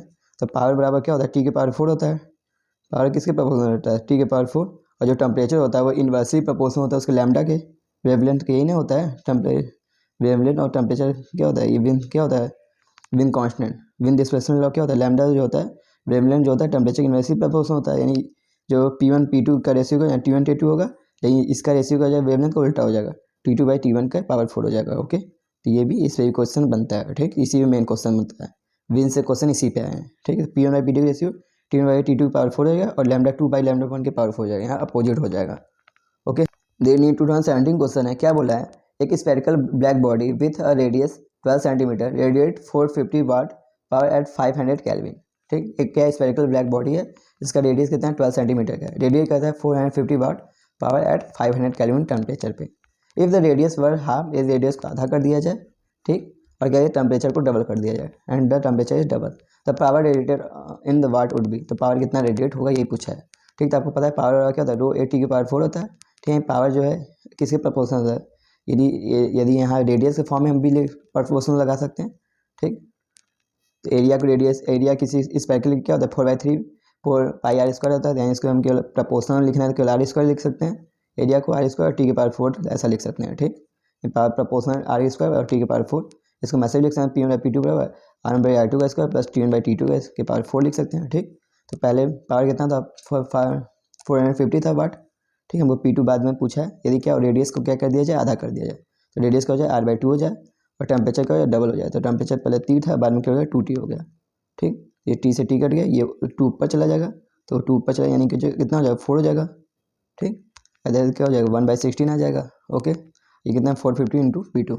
अब बात करते हैं कि ये कट जाएगा, आ जाएगा 4, ये P2 आ जाएगा 450 इंटू 4 यानी आ जाएगा 1800 वाट। ओके, तो आंसर क्या होगा सी। ओके, तो इजी क्वेश्चन है, 2017 क्वेश्चन है।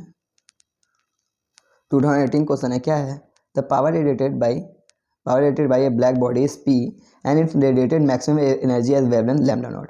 तो पावर रेडिएट करता है P और इसका वेवलेंथ यहाँ पे दिया लैम्डा नॉट, यहाँ टेम्परेचर ना देखिए वेवलेंथ दिया है, यहाँ विंड डिस्प्लेसमेंट लॉ इसमें लगेगा। Okay, if the temperature of the black body is now change to so that radiation maximum energy at wavelength 3/4 lambda not. ठीक, यदि क्या है टेम्परेचर चेंज किया जाता है ब्लैक बॉडी का, तो उसका जो रेडिएशन मैक्सिमम रेडिएशन कितने में मिलता है, कितने वेवलेंथ है 3/4 लैम्डा नॉट में मिलता है। The power radiated by become क्या है बिकम NP है, सॉरी बिकम क्या है NP, एन टाइम P हो जाता है, जो पावर रेडिएटेड हो जाता है वो क्या होता है एन टाइम, तो वैल्यू ऑफ Vn की वैल्यू पूछा है क्या होगा। ठीक, वही पहले क्या लैम्डा नॉट था और पावर क्या था P नॉट था, बाद में क्या हो गया λ2 की वैल्यू क्या हो गया 3/4 लैम्डा नॉट हो गया और P2 की वैल्यू हमसे पूछा है। ठीक, तो भाई पावर P1/P2 यहाँ पे इन्वर्सली लगेगा, क्योंकि क्या है टेम्परेचर के प्रोपोर्शनल होता है लेकिन वेवलेंथ है, इसलिए यहाँ इन्वर्सली लगेगा, यानी λ2/λ1 हो जाएगा यहाँ पे। ठीक, P1/P2 क्या होगा λ2/λ1 के पावर 4 हो जाएगा। ठीक, क्योंकि विंड डिस्प्लेसमेंट लॉ इसमें यूज हो रहा है, इसीलिए पहले क्या था P नॉट था पावर, बाद में P2 है, इसका पहले बाद में वेवलेंथ कितना हो गया था, बाद में 3λ/4 हो गया था, 3λ/4 लैम्डा नॉट अपॉन का हो जाए लैम्डा नॉट से लैम्डा नॉट कट गया, ये आपका आ जाएगा 3/4 का के पावर 4, 3 का के पावर 4 जाएगा 81 और 4 के पावर 4 हो जाएगा 256। ठीक, यहाँ P नॉट की वैल्यू आ जाएगी, P नॉट के 256 अपॉन 81 P नॉट आ जाएगा, आंसर क्या हो जाएगा डी। ओके, तो अभी स्टॉप करके भी आप देख सकते हो इसको, इजी क्वेश्चन है। अब बात करते हैं न्यूटन लॉ ऑफ कूलिंग। ठीक, तो जब क्या है एक बॉडी है उसको क्या है उसको ठंडा किया जाता है, T1 से T2 टेम्परेचर तक ठंडा किया जाता है, तो वहाँ पे न्यूटन लॉ ऑफ कूलिंग लगता है। ठीक, जो रेट ऑफ कूलिंग होता है वो क्या होता है T body minus T surrounding होता है। ठीक, तो रेट ऑफ कूलिंग कैसे ठंडा होता है कोई बॉडी, जो बॉडी के टेम्परेचर उसमें से T सराउंडिंग को निकाल दीजिए, तो यही प्रपोर्शन होता है। तो रेट ऑफ कूलिंग क्या है T body minus T surrounding, ये होता है। ठीक, या इसको ऐसे भी लिख सकते हैं, डेट को क्या लिख सकते हैं, D T by D T. D T यहाँ क्या temperature, change in temperature upon time interval. ठीक, डेट क्या लिख सकते हैं, change in temperature upon time interval. Proportional होगा उसके body, T body minus T surrounding लिख सकते हैं। ठीक, तो D T change in temperature upon time interval क्या हो जाएगा, यहाँ प्रपोर्शनल हटेगा तो K T body T B minus T S हो जाएगा। तो ये याद कर लीजिए important, change in temperature upon time interval क्या हो जाएगा, के T body minus T S. ठीक, यहाँ टी बॉडी क्या रखना है, बहुत इंपॉर्टेंट है, क्योंकि बॉडी का टेम्परेचर चेंज हो रहा है। ठीक, चेंज हो रहा है, घट रहा है, तो यानी बॉडी टेम्परेचर जो रखेंगे एवरेज रखेंगे, क्योंकि बॉडी टेम्परेचर तो ठंडा हो रहा है, चेंज हो रहा है, तो अब कौन सा रखेंगे, पहले वाला रखेंगे दूसरा वाला रखेंगे, तो अब हमेशा क्या रखेंगे, उनका एवरेज रखेंगे। तो बॉडी टेम्परेचर एवरेज रखा जाता है। ठीक, टी सराउंडिंग आपको पहले ही बताएगा क्या है। ठीक, और जो बॉडी टेम्परेचर होगा वो एवरेज रखेंगे, T one plus T two by two रखेंगे। ओके, और चेंज इन टेम्परेचर क्या होगा, डेल्टा टी की वैल्यू क्या होगा, T one minus T two हो जाएगा। ओके, तो ये चेंज इन, और टी बॉडी क्या रखना है, T one plus T two by two average रखना। ओके, देखिए नीट 2021 का क्वेश्चन है, क्या है, a cup of coffee cool from 90 degree centigrade to 80 degree centigrade in T one time, T one minute. ठीक, when the room is 20 degree centigrade, तो जब temperature क्या है, रूम का टेम्परेचर क्या है, 20 डिग्री सेंटीग्रेड बता दिया है। ठीक, the time taken by a similar cup, एक सेम कप के लिए टाइम कितना लगेगा to cool from 80 degree to 60 degree, तो ठंडा होने में कितना, 80 से 60 डिग्री ठंडा होने में कितना समय लगेगा। ठीक, तो वही बोला time taken by similar cup of coffee cool from 80 degree to 60 degree at room temperature है सेम एज 20 डिग्री, तो रूम का टेम्परेचर भाई सेम ही है। ठीक, वही क्या हो जाए, change in temperature one time interval क्या होता है, कि T body minus T surrounding. Okay, अब बात करते हैं चेंज इन टेम्परेचर, पहले के लिए लिख लेते हैं, दोनों कंपेयर कर लेंगे दोनों के लिए। तो पहले का टेम्परेचर चेंज कितना हुआ, 90 से 80, यानी कितना 10 का चेंज आया, तो कितना हो जाएगा 10 माइनस टी हो जाएगा, टेम्परेचर कितना टाइम लगा, टी मिनट लगा, अपॉन के अब टी बॉडी क्या लिखेंगे यहाँ पे, एवरेज लिखते हैं टी बॉडी की वैल्यू। तो एवरेज क्या होगा, 90 प्लस 80 बाई टू हो जाएगा एवरेज, 90 प्लस 80 बाई टू यानी कितना आ गया 85। ओके, तो एवरेज लिखा जाता है हमेशा टी बॉडी टेम्परेचर, तो 90 प्लस 80 बाई टू यानी 85, और टी सराउंडिंग ऑलरेडी हमको बोला कितना 20। तो ये हो गया पहले के लिए। अब बात करते हैं दूसरे के लिए, मतलब उसी सेम का जब टेम्परेचर क्या 80 से 60 डिग्री किया गया, या चेंज इन टेम्परेचर कितना हो गया ये चेंज इन टेम्परेचर कितना आ गया 20 डिग्री, तो 20 डिग्री अपॉन T2 हमको निकालना है, कितना टाइम लगा, अपॉन के प्रपोर्शनल इंटू क्या हो जाएगा, इनका एवरेज टेम्परेचर लेंगे, तो एवरेज टेम्परेचर कितना होता है 80 प्लस 60 बाई टू। ठीक, यानी कितना 70 आएगा। ओके, 70 माइनस टी सराउंडिंग कितना है 20। ओके, अब यहाँ से ये के से के कैंसिल हो गया, ये चला जाएगा आपका दो नीचे है, T2 ऊपर चला जाएगा, 2T नीचे हो जाएगा। ठीक, बड़ा हो जाएगा, ये इसमें से माइनस करेंगे 85 में से 20 कितना हो 65, नीचे हो जाएगा 50। ठीक, अब यहाँ से ये T2 अब इधर लिख सकते हैं, T2 इधर भेज देते हैं, 65 इंटू T2 बराबर 50। ओके, तो ये हो गया आपका T2 बराबर कितना हो गया, ये देखिए ये चला जाएगा 5 टेबल में होता है 13 5 या 65, ये होता है 10 बार में, ये 2 बार में जाएगा, ये 13/5T। ओके, तो आंसर कौन होगा बी। ठीक, तो फिर 21 का क्वेश्चन है, ये एग्जाम में मैंने दिया था। ओके, तो इधर ही लेक्चर खत्म होता है।